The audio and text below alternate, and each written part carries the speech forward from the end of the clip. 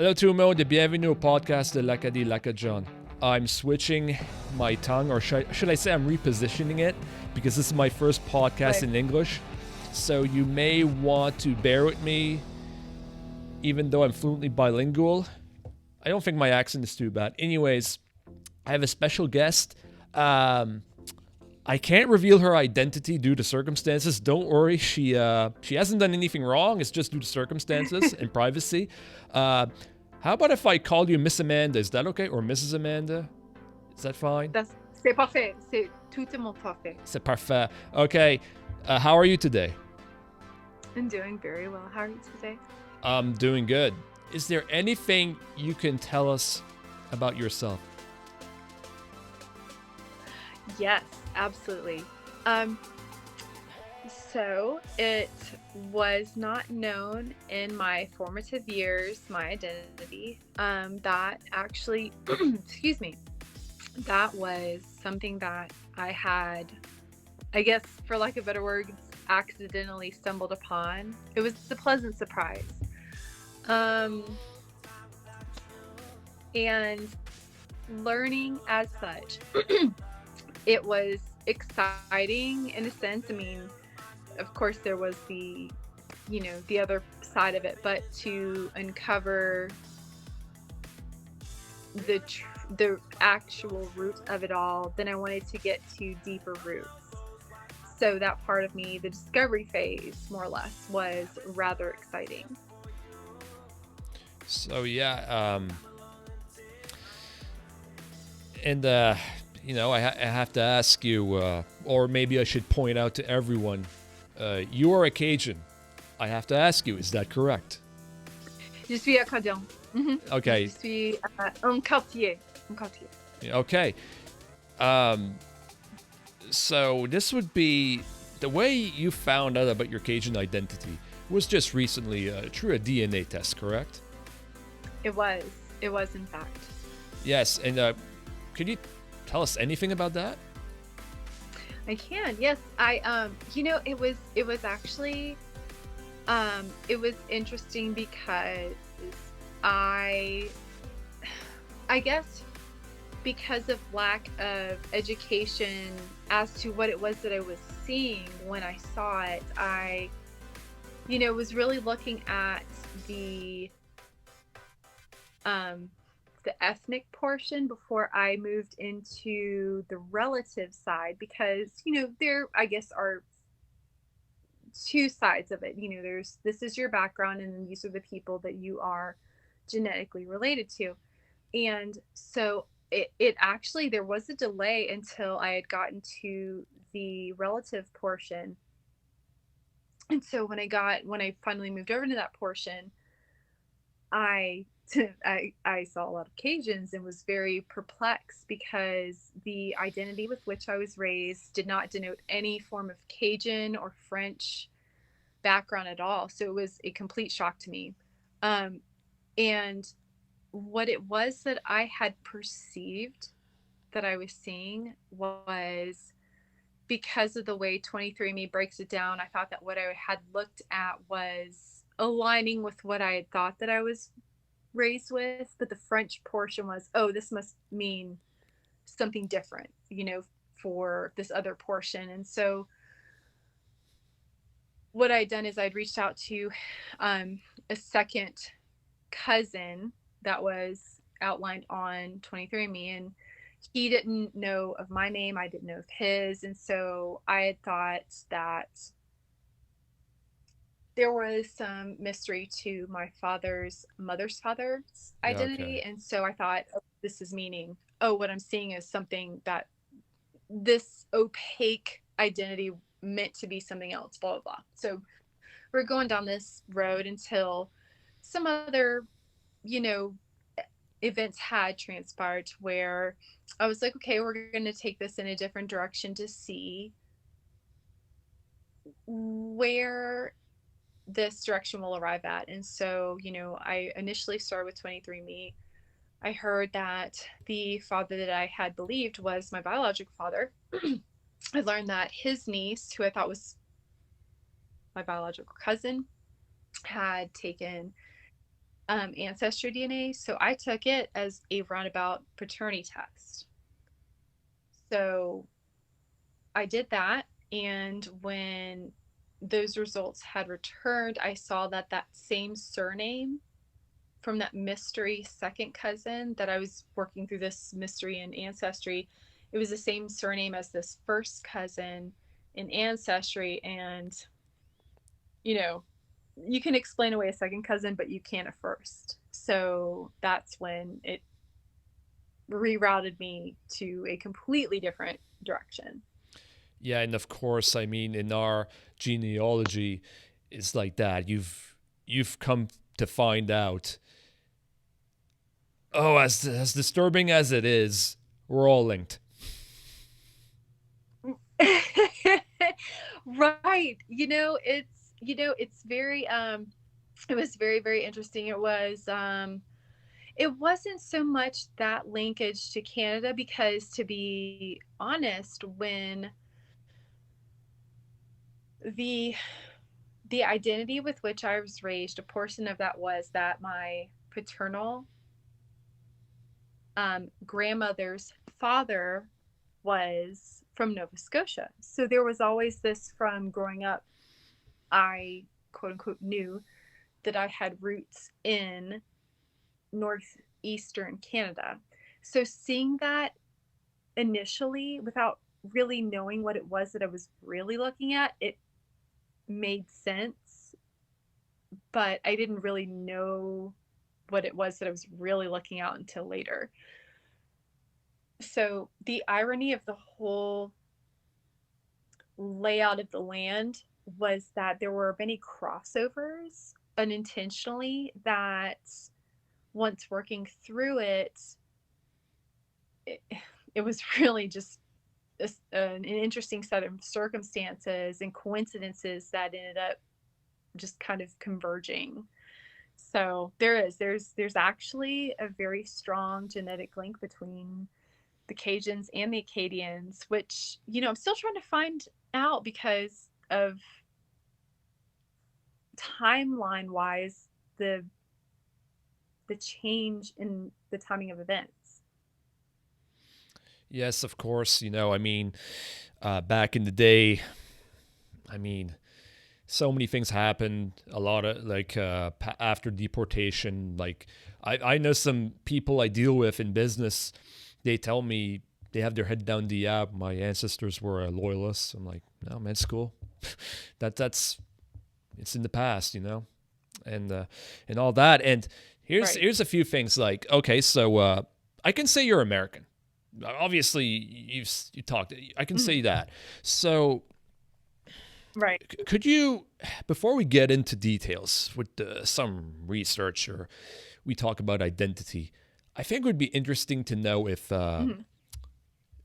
this is like a novel. Like, did anything foreshadow these events? Like, if your life was a novel, was there any foreshadowing to this discovery? Oh, it's very interesting you say that. There were certain things that were blatant and certain things that were more or less kind of covert, for lack of a better word, which of course covert vient du français directement. Um, so in growing up, I was told, um, your father's mother's parents were from Nova Scotia. Your father's mother's father was from Prince Edward Island. And so, my paternal side was from not necessarily that Canadian region, but in a very close proximity. So that wasn't far fetched. So, I grew up with that being my identity, and I never questioned it. My mother's identity is not necessarily of that same region or like derivative, for lack of better words. It's a very strong lineage, but I never looked like that side. So I always chalked it up to that I looked like, the Nova Scotian Prince Edward Island side. And so I never questioned it. I never thought to question it at all. You know, growing up, I felt like I looked like my dad, my godmother, who was my dad's sister, you know, my dad's mom. I never would have questioned it a day in my life had I not, you know, done 23andMe. And really what drove me to 23andMe was just curiosity, you know, because there was so much of a mystery surrounding my dad's mom's dad. We didn't really know much of him. Not much was discussed of him. And intrinsically, I felt that was strange. So I felt like there was more to be discovered. And so, and I definitely got there.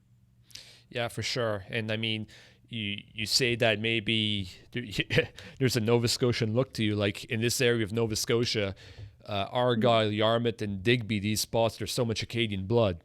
Even if some of them do speak English, there's so much Acadian blood. So I'm interested to know, did you ever know about the Acadians? You being in the United States, I'm interested to know that.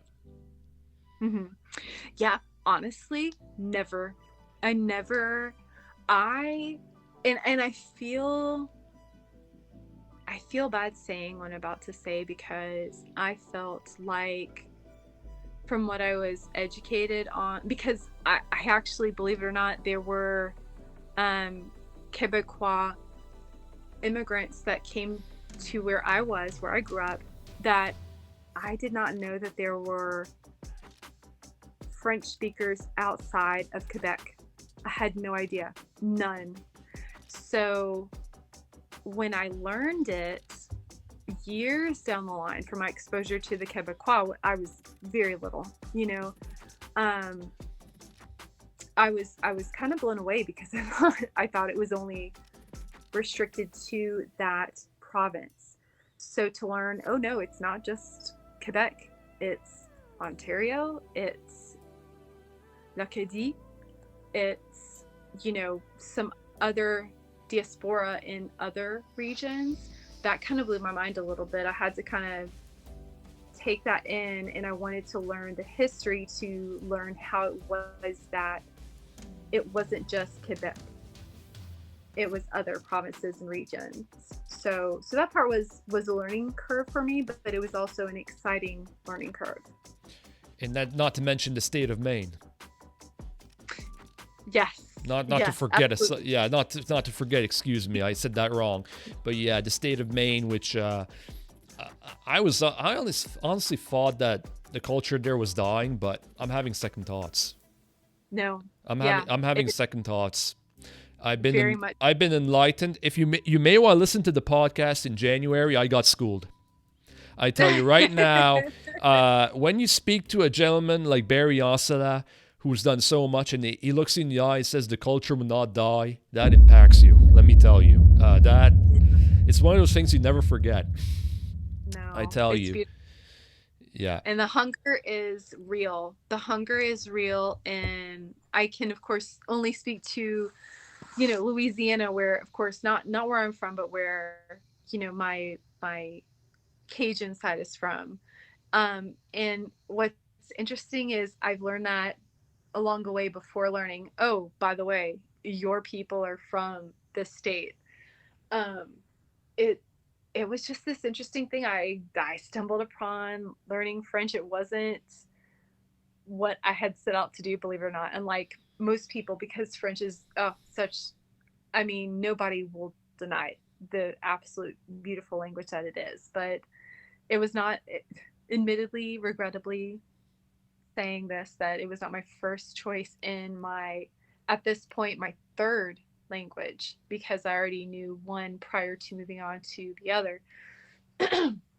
And so when I moved on to that one, because it was the language that I'd wanted to minor in, once I learned that I could minor in this language, they showed us a map of, you know, where the French speakers were. And, you know, we had the Canadian portion, we had the African, we had of course, the Haitian portion, and then Louisiana. And I was like, well, this doesn't make any sense to me geographically at all. How do we have Canada, which is up here, way up here? We have the Caribbean islands, which is like way over here. in Africa, of course, which makes sense because geographically it's closer to, France. But I'm like, Louisiana, how did this even happen? And it wasn't till years later that I learned what that connection was. Of course, I was ill-advised at the moment. I was told basically there was a correlation between, erroneously made, that it was basically, between Britain and Australia, there was a like correlation made, quote unquote, between Canada and Louisiana. There were, they were breaking the law, so they were extradited to Louisiana. And it wasn't until later on in my research that I learned that that was not the case. Not at all. Not at all. Close. Not even close. Close. In fact, according to a Acadian historian, which I will do a shout out to my mother, she explained to me that the Acadians who came here, they didn't just let anyone here in the New World. They had to be, well, a lot of them actually had relations to royalty. Like if you have Como, you're related to all those kings. Like you're probably related. You might be even related to that French king that only lasted 20 minutes after Napoleon. But that's another podcast. When I saw that, I couldn't believe it. Some of those French guys, they were in another mission. Back in the day, it was pretty barbaric and all that. Man, there's a reason why they came here to the New World. And we'll get into that because there's some stuff about actually the Acadians in Louisiana. Actually, we messaged each other about that yesterday. We can kind of mention about that. So we talked about the Cajuns and all that. You just mentioned that you felt pretty bad that you didn't know much about the Cajuns and all that. Now, you can make a short answer here. At all. Before you found out about your discovery, you did find out about the Cajun at some point. Around what time was that? That is a phenomenal question. It's interesting because, unbeknownst to me that I was Cajun, my ex-boyfriend before I found my husband was Cajun himself. And so a strong majority of what I found out about Cajun identity was through him. But prior to him, I come from a Catholic background, a Catholic upbringing. And so we had some people from the Katrina displacements, which typically they were from New Orleans, but they brought kind of the Cajun culture with them. And so this was a totally new culture to me, because it's regionally in the same region, but proximity wise, there's still a distance. So, there was definitely some learning. So to learn about the history and learn that, no, it wasn't anything at all like what happened between Great Britain and Australia, that was definitely an aha moment for me. Was, wow, what did these people endure to get from regionally such a strong distance, but also away from their families? I mean, with the déménagement, they split mothers from fathers, mothers and children, and they didn't tell them. There was no internet. There was no, where do I find my spouse? It was, we're just sending all these people in different directions, and that's just what it is. Yeah, exactly. You do that now. Oh crap! I'm in Florida. You're in Newfoundland. Like, we'll just text each other. We'll get a plane ticket. Not the end of the world. It'll probably cost you $1,000. And of course, nowadays you'll have to wear a mask. You'll need a swab test. But I mean, you can get back home, right? Right. The sign of the times. Yeah. So, anyways, hopefully that red tape will be gone within 5 years. That's another podcast. So. And what's some great research you've done about your Cajun culture / identity? You must have found some stuff that was just amazing or just interesting. What I found was really interesting was, first and foremost, le grand déménagement, that happened before the United States was even a country. It was still 13 colonies. So, but even still, it was during the 13 colonies, but, the Acadians were dispersed to essentially, the North England area, where they were sent to Maine, Massachusetts, Virginia, Maryland, just along that coastline. But predominantly that wasn't the majority. The predominant side was sent to, Louisiana, which is where, of course, my line ended up. And it was interesting to me to kind of trace it from that disbursement to see what happened from there. How did these lines develop from that point? And so I did some research into Louisiana at that point in time. At that point in time, it was actually a Spanish colony. And so Spain was a predominantly Catholic, country, Catholic kind of culture. And so to receive this culture that, linguistically was not the same, but religiously was, it was interesting to see that the Spaniards were actually very warm and welcoming to the Acadians. They were like, yeah, should come have on been. in, Yeah. Yeah. Yeah. Even though the Acadians were going through their own set of traumas, being, displaced from their wives and children, these gentlemen, the ones that made it.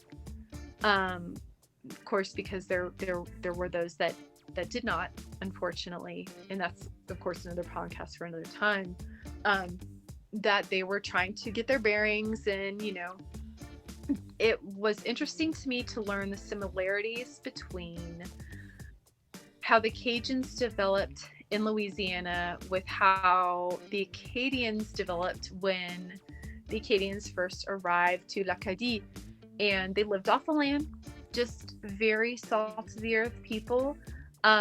There's always, of course, the way the history books teach it, anybody that came over from Europe were just trying to show their domineering presence with, the natives. And it was not that way at all with Acadians. And that's probably what I'm most identified with when I learned of Acadian nature. Was there was no warring, there was no we come in peace, we want to live off the land, we want to live here, how can we help you, how can you help us? And it was a very peaceful, neighborly setup. And that probably in my research resonated the most with me, because I feel like that's at the core of my being, who I am. And so, of course, in my very unique set of circumstances, you have the nature versus nurture argument. We all do. Nature versus nurture is the argument of psychology. But when you find out through DNA testing that perhaps the nature part wasn't the nurture that you thought you had, then there's this whole other learning scale to see where those pieces connected. And in learning that part, that probably is what resonated most with me, because I was never, in any point in time, from barely crawling to where I'm at now in life, I was never about, I don't have a competitive bone in my body, which I do chalk up to my Acadian roots, that I'm very much so, hey, we're all people and we're all here to get along. And there's no, the Brits were, pledge allegiance, and the Acadians were like, hey, leave us alone. We're just here trying to just provide for our families, and we're just out here to just live life. And, and I feel like I resonate so very deeply with that. That was exciting to find out. Yeah, so I was kind of wondering if there's a discovery that stood out for you. Like, would you say what you just said is the peaceful nature of the Acadians that stood out, or is there anything else? Right. It was the peaceful nature is probably the strongest piece for me. But the other part for me, I have to say, when of course, when I saw what I saw on 23andMe, and I thought what I saw was one thing, but it turned out to be quite the other. my Acadian and Cajun family who had tested were so very, despite the less than ideal nature of the circumstances, they were just the most warm and welcoming. Welcome to your family. This is your culture. You are us. You're a part of us. And it was, um,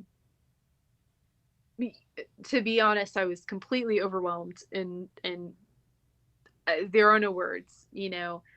I was floored with that whole area that I was in, but to be so warmly welcomed and said, "No, you are us. You are ours."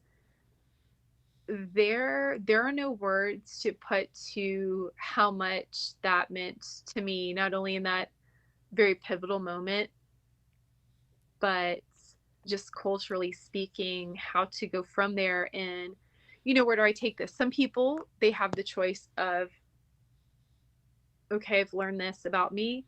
I can either be an ostrich and bury my head in the sand, or I can take this and really learn where my place is in this culture, within this family, and make those connections and see how to grow with it, from it, and move forward. So there is that choice, and I chose to move forward with it, and I wanted to see where it would go, where things would go. Yes, so that's something that, well, it's no secret. I think our viewers have caught on. We know each other pretty well. We do. So that's something we never really discussed. Is that how warm would you say your entire Cajun family? Would you summarize that was your entire Cajun family that was warm with you with your discoveries, like welcome to the family? Like what I mean by the entire Cajun family is that the one big Acadian / Cajun family. That's what I mean. Yes, yes, Yeah. because there are layers to it, and uh, I try not to live in hindsight, but knowing what I know now, if I could do it all over again, there are definitely things that I would have done differently, no questions asked. But for the most part, honestly, it was very warm and welcoming, and like that one uh individual that I was communicating with very deeply back in this time when I was, trying to make sense of how I'm related to this person, and how am I seeing all these Cajun names, all over. And of course, I only knew about these Cajun names because of my exposure to my ex. Yeah, But what's that's an initial shock. That had to be a shock, and you're like probably telling yourself, okay, there's like a small thing here, but go on. You can explain that. You can talk for Yeah, yourself when it comes to that. it was, it's so funny, the stories we tell ourselves about ourselves. It's in this story, it's not just, there's the Acadian and Cajun history within this discovery, but also there's the path of learning that the story that you were told, the identity that you were given of who you were, was not necessarily the truth, whether it was intentionally told to you as different than what was known, or told by ignorance, meaning that by all means I had no idea, I thought that this was what it was. There's that discovery phase, and there are just a myriad of people who learn they are different than what they were told. And so I happened to be on the Cajun Acadian spectrum. And so what it was that I was seeing was that I thought that I was seeing, I thought that I didn't think that it was my dad was not my dad at that point in time. I didn't think that at all. I never questioned that, even though that narrative had been presented to me in my teen years. I dismissed it because I was like, whatever, I look like you. Like, that's whatever. I never questioned it from that point on.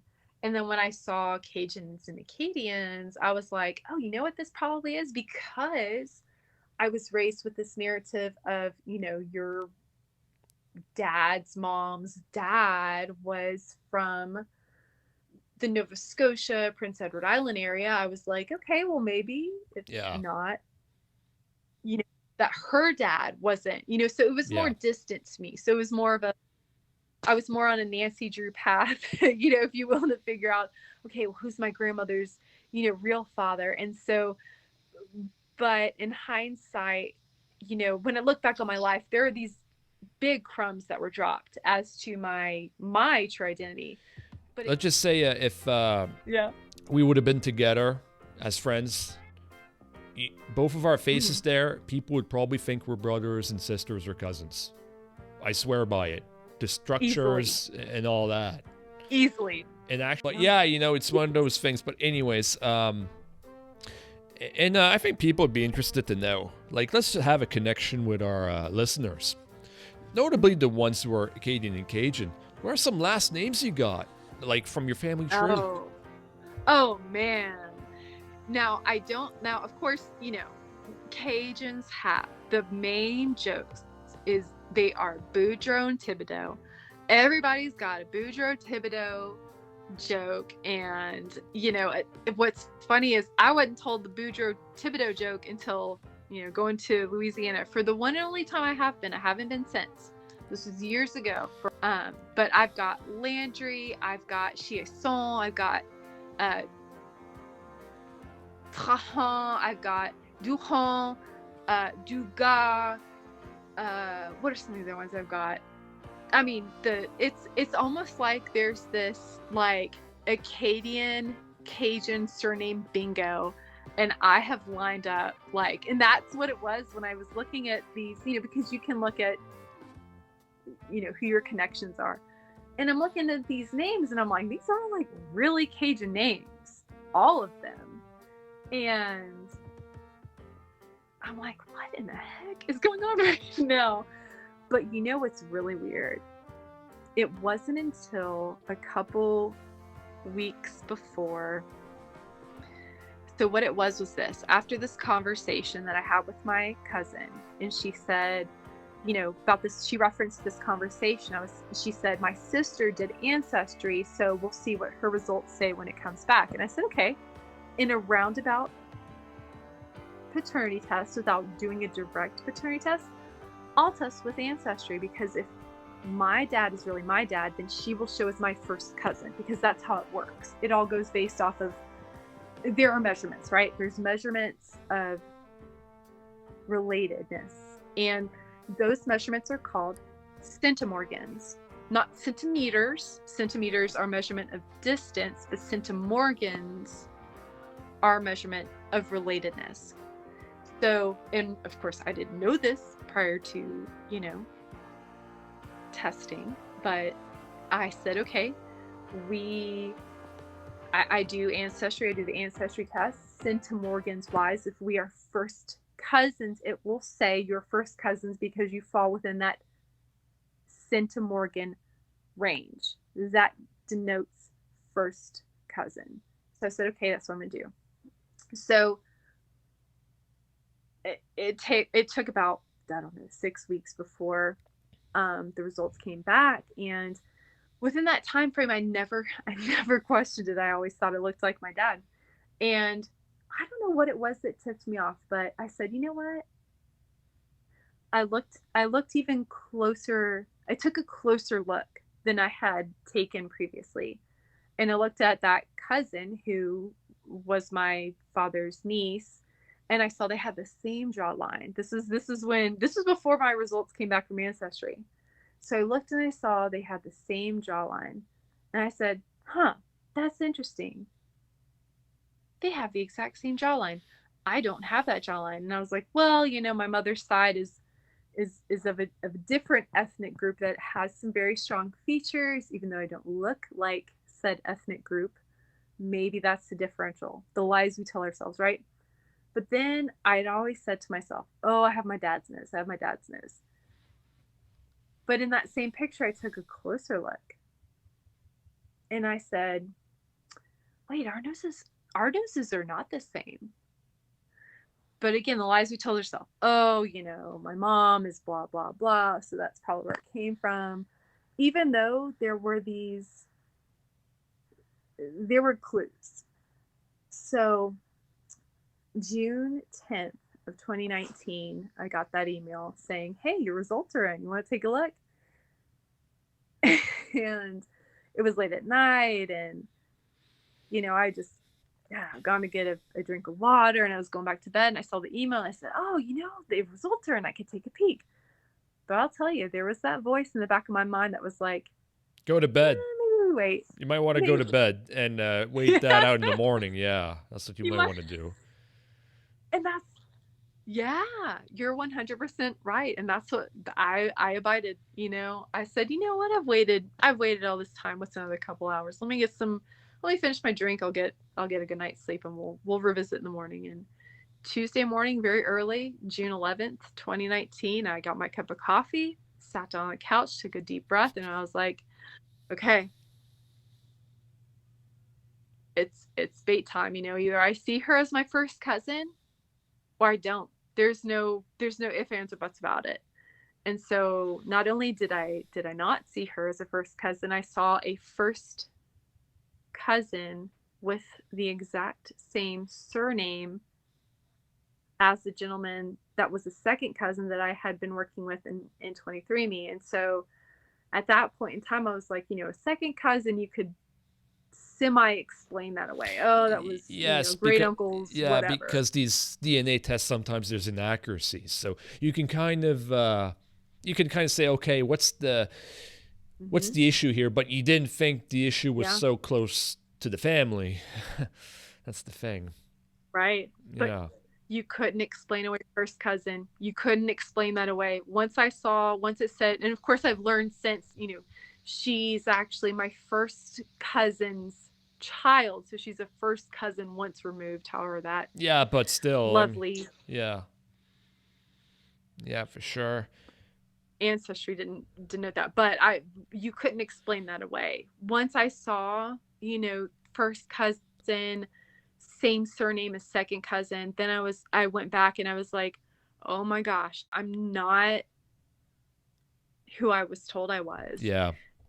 And that's a podcast for another time, that whole fallout from how that all went down. But that's when I learned, okay, well, the Cajun side that I saw was not a surprise father side of my, like, a distant, not distant, but like my grandmother's father. It was actually my own.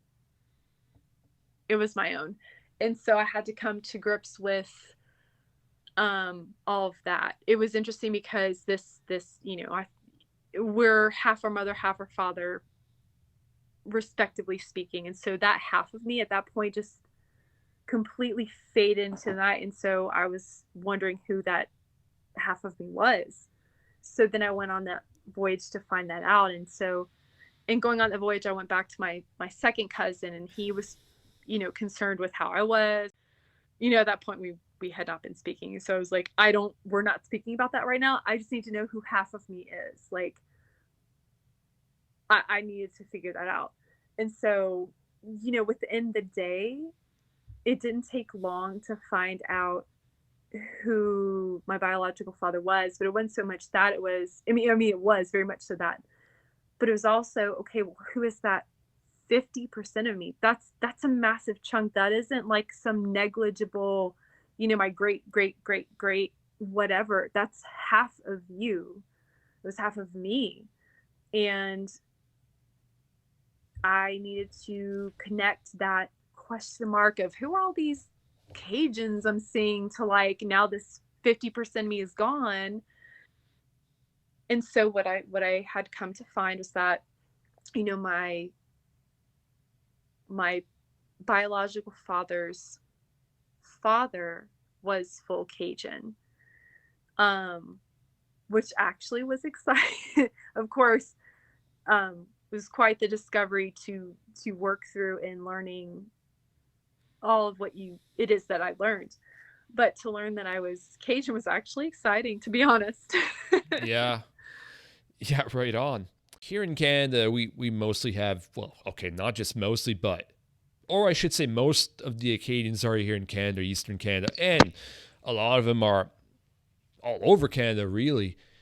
But I know you studied Acadians and Hmm. all that, and to you, Hmm. where you are in the United States, what are some observations you made about the Acadians here in Canada? Hmm.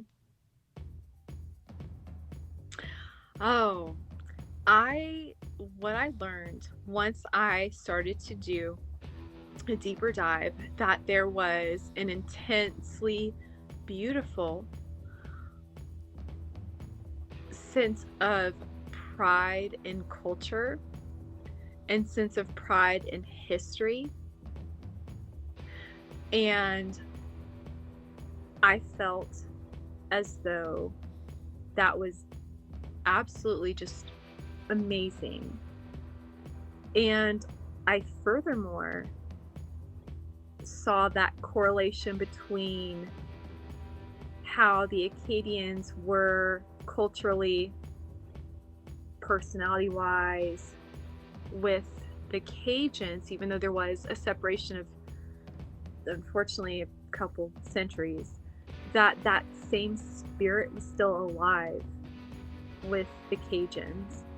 And that Acadians were, there was this, a lot of times there's this amongst the Anglophone culture, if you will, that there's this perception that, all francophones, of course, there's always a blanket statement. All francophones want, nothing to do with Anglophones. I think they're, whatever, and just completely dismissive, keep them on the outside. And what I found was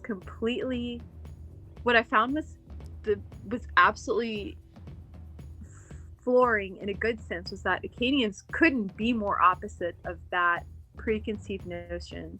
Acadians were so warm and welcoming. No, come, meet us, meet our culture, taste our food, learn about our history, learn about, our story, our language, where we came from, where we want to go. There was this open arms embrace, which could not be more night and day different than the idea of how, how those who are not francophone Canadians or francophone period, perceived the francophone culture to be. And of course, Acadians are a subset of the francophone culture, but of course, when there is a lack of exposure or lack of knowledge, we assume, that all French speakers, are in that same vicinity of operation, and it could not be more opposite of how it is with Acadians. Could not be more opposite. Yeah, so yeah, and you pretty much told us your sentiments regarding that, and the Acadian music, the music scene and all that. What do you guys say about that? I'll let you Oh say whatever. my goodness, the music. Oh gosh. I'm so glad you mentioned that. Actually, Because not to interrupt, but I think our no. viewers should know that you actually listen to a radio station in Sonyaville, Nova Scotia called CFA. Is that correct? FIFA. Yeah, Absolutely, through Radio Garden. yeah, the Radio Garden Is app. a Go on. What were you about to say?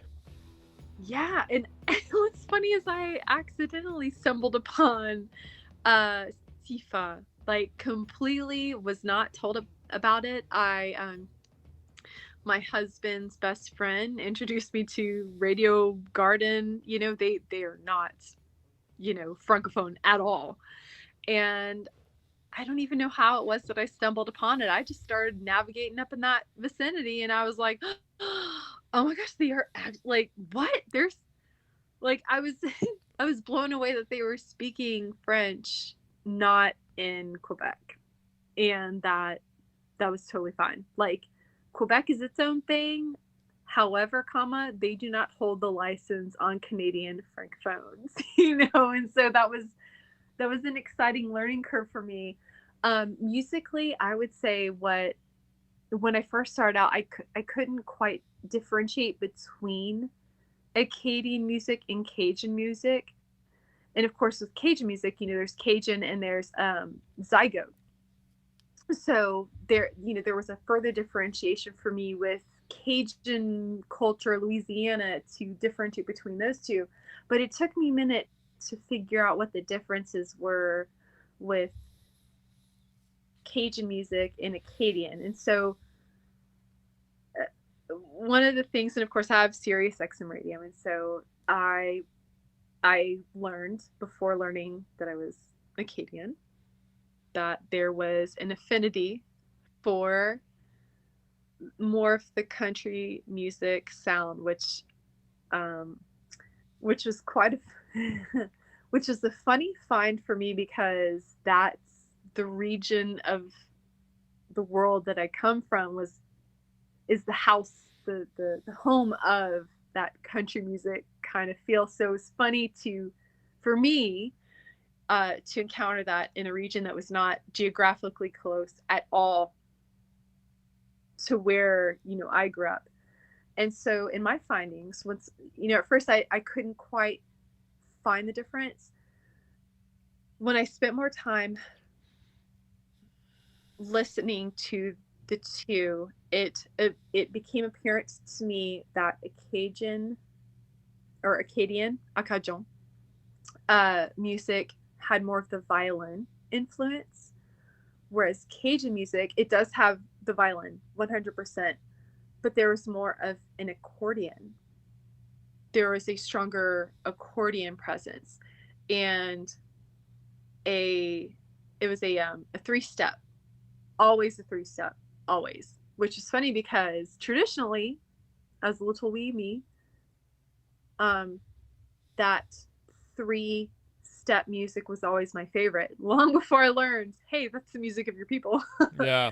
So it's the nature versus nurture is the biggest, nature versus nurture is the biggest argument with humanity, regardless of time, of culture, of exposure. It's which side draws more. And I feel as though those in my unique set of shoes get the prime opportunity to be almost on the forefront of that nature versus nurture argument. And so looking back on my life, that was one thing I thought was funny, was how I always gravitated more towards that 3-step music, which is not common. And then to learn that, well, that happens to be the preferred step of our Cajun people. I thought that was very, very exciting. It's exciting to make those connections. It really, really is. Yeah, for sure. I mean, and obviously now with Acadian music and Cajun music, like there's some similarities, but I find I should say in Louisiana there's more of a modern twang coming. There's nothing wrong with traditional, but here in Acadie, we have so many musicians that are I think it started, I should say, with a three of my buddies were in the band, Radio. They change but I should point out, it started out with Jacobus Amalco that was pre-Radio. Two of the Radio members were here from Clare, Jacques and Arthur Como were in that band, and eventually became Radio. And and now we have some musicians. My goodness, there's even a punk band, Acadian punk band here in Clare. Yeah, and Petit Béliveau, like all of Quebec knows who Petit Béliveau is. Oh yeah. Yeah, there's it's, I can't really tell you. Like Barry Osler gave me an example.